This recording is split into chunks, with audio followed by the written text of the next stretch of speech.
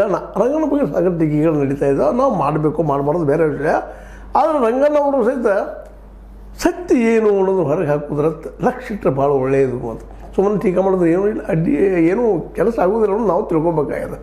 ನಾವು ಟೀಕೆ ಮಾಡೋದು ಅವ್ರನ್ನ ಟೀಕೆ ಮಾಡ್ತಾರೆ, ಏನಾಗೋದು? ನಾವು ಕಲ್ಲುಗಿದ್ದೀವಿ, ಅವ್ರನ್ನ ಕಲ್ಲುಗಿತಾರೆ. Is it right way to get the justice? ಇಲ್ಲ, ಇವರಿಬ್ಬರ ಮಧ್ಯದಲ್ಲಿ ಸತ್ಯದ ಅದನ್ನು ಹುಡುಕ್ಬೇಕಾಗಿದೆ.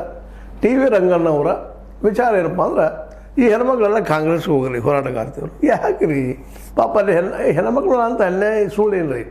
ಹೋಗಲಿ, ಇವೆಲ್ಲ ನಡೆದ ಗಂಟೆ ಸುಳ್ಳು ಅಂತ ಒಂದು ಕಾರ್ಯಕ್ರಮ ಮಾಡಿರಿ.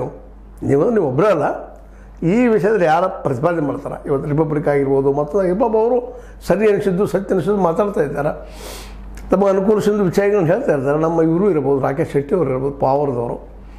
ನೀವು ಮಾಡ್ರಿ, ಏನು ತಪ್ಪಿಲ್ಲ. ಇವೇನು ನಡೆದು ಸುಳ್ಳೇನು? ಇದಷ್ಟು ನಮ್ಗೆ ಬೇಕಾಯಿತು. ಸುಳ್ಳು ಅಂದರೆ ನಾವು ಬಿಟ್ಟುಬಿಡೋಣ, ಚರ್ಚೆ ಮಾಡೋದು ಬೇಕಾಗಿಲ್ಲ. ಅದು ಏನೂ ಆಗಿಲ್ಲ, ಎಲ್ಲ ಸ್ವಚ್ಛ ಅದ, ಯಾರು ಹತ್ಯೆ ಆಗಿಲ್ಲ. ಅವರೆಲ್ಲ ಸುಳ್ಳು ಹೇಳ್ತಾ ಇದ್ದಾರೆ ಅಂದರೆ ಸುಳ್ಳು ಮಾಡೋದನ್ನು ಸುಳ್ಳು ಮಾಡೋದಿಲ್ಲ ಅಂತಂದ್ರೆ ಅದ್ರ ಹಿಂದೆ ಯಾರದಾರ? ಏನು ದೂರದಾರ ಮಾಡಿದ್ರೆ ಇವ್ರು ಇದಾರ? ಕಡೆಗೆ ಅವ್ರನ್ನೆಲ್ಲ ಆರೋಪ ಮಾಡ್ರಿ, ಸುಳ್ಳು ಹೇಳ್ತಾರೆ ಮತ್ತು ಖರೆ ಏನು ಅವ್ರು ಸುಳ್ಳು ಹೇಳ್ತಾರೆ. ಹೌದು ಬಿಡಪ್ಪ, ಹೆಗ್ಡೆಯವ್ರ ಮೇಲೆ ವೈರತ್ವ ಐತೆ ಅವ್ರಿಗೆ.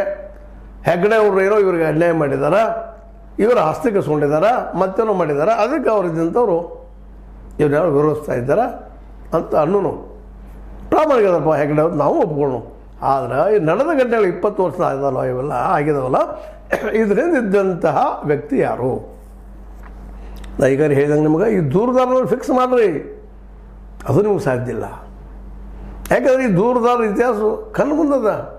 ಒಬ್ಬ ವ್ಯಕ್ತಿಯನ್ನು ತಿಮ್ರೋಡಿ